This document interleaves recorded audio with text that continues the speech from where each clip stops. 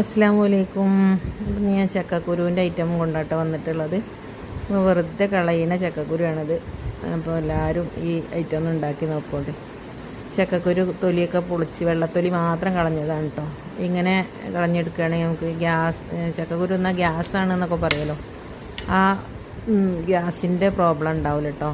ഇങ്ങനെ തൊലിയോടുകൂടി നമ്മൾ ഭക്ഷണത്തിൽ ഉൾപ്പെടുത്തുകയാണെങ്കിൽ, കറി വെക്കുകയാണെങ്കിലും ഉപ്പേരി വെക്കുകയാണെങ്കിലും എന്തിനും ഈ തൊലിയോടുകൂടി ഉണ്ടാക്കണം.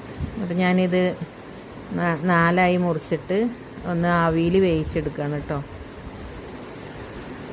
നമുക്ക് ഈ ചക്കക്കുരുവിനൊരു നിലയും വിലയില്ല.